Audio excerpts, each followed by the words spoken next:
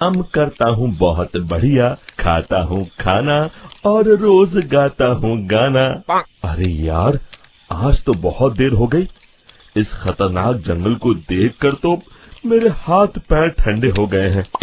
अगर मैं वक्त पर गांव नहीं पहुंचा तो मालिक बहुत नाराज हो जाएंगे।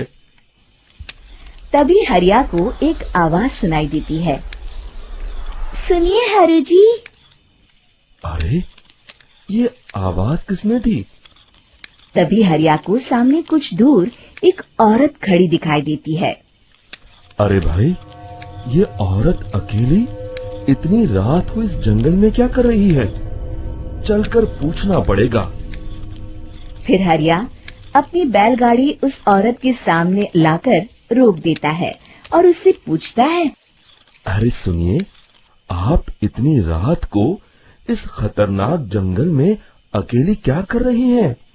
तभी वो औरत मीठी आवाज में कहती है।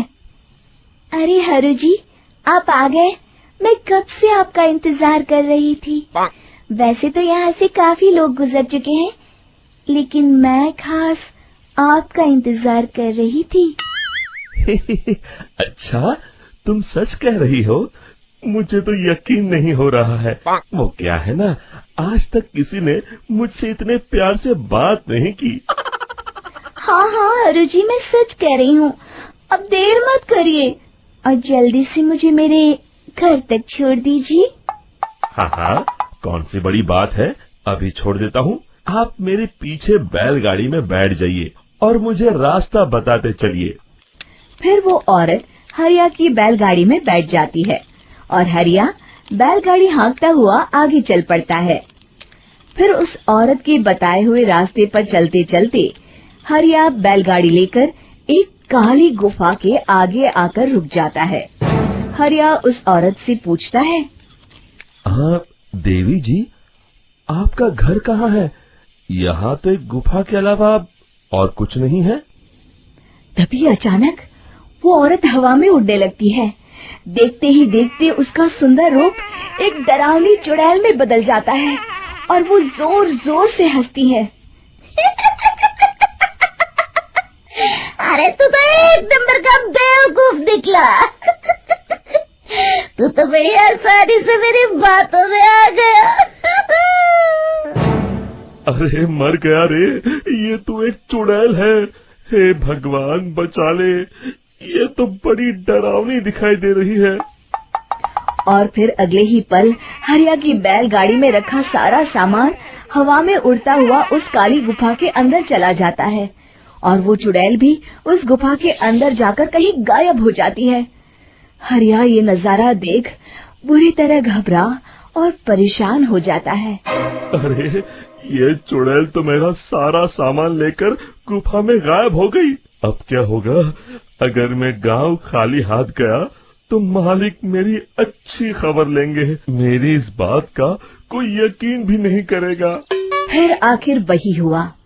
हरिया के मालिक चंपक सेठ को हरिया की किसी भी बात पर रत्ती भर भी यकीन नहीं हुआ। चंपक सेठ को लगा हरिया झूठ बोल रहा है और उसने ही लालच में आकर सारा सामान हड़प कर लिया है। फिर हरिया को बेईमान समझकर चंपक सेठ उसे काम से निकाल देता है।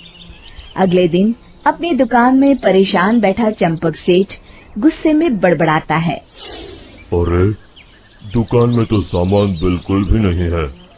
अब मुझे ही शहर जाकर सामान लाना होगा। फिर वो अपनी बैलगाड़ी लेकर शहर चला जाता है। शहर से सामान लेकर जब चंपक सेठ वापस गांव लौट रहा होता है, तभी उसे एक आवाज सुनाई देती है। चंपक जी, ओ चंपक जी। अरे, ये तो कोई मेरा नाम लेकर मुझे पुकार रहा है।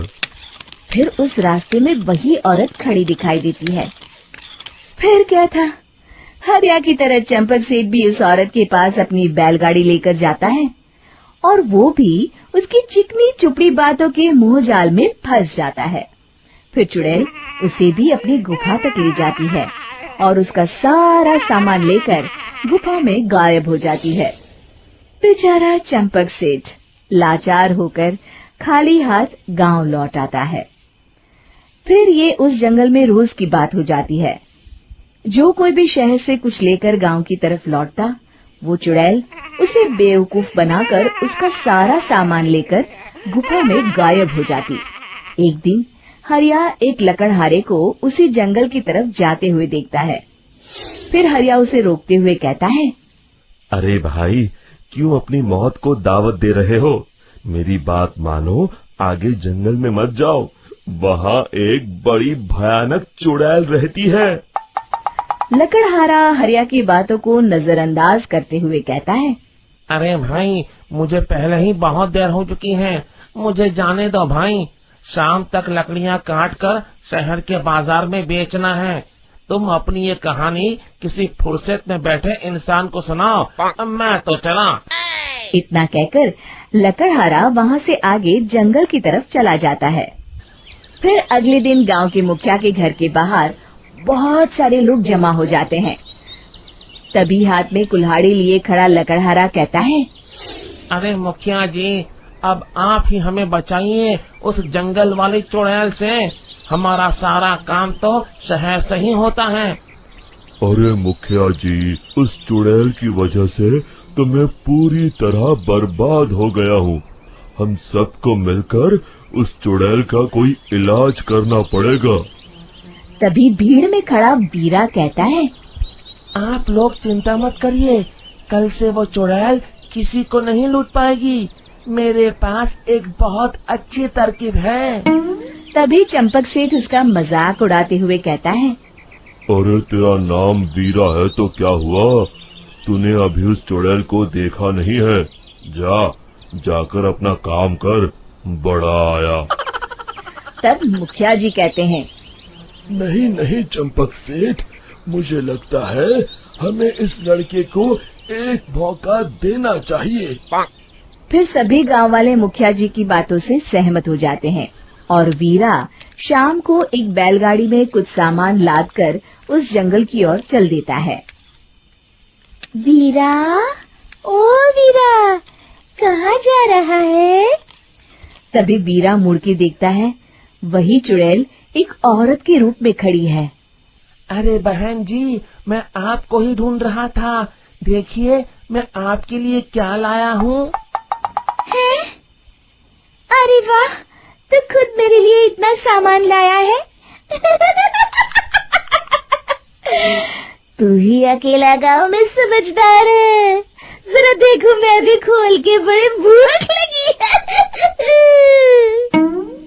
जैसे ही चुड़ैल उस सामान पर से कपड़ा हटाती है, एक भगवान शिव की तेज रोशनी उसके अंदर मूर्ति से निकलती है और चुड़ैल अपने असली रूप में आकर जलने लगती है। अरे मैं जल रही हूँ, बचाओ! बचाओ! ओम नमः शिवाय! मर गई मैं!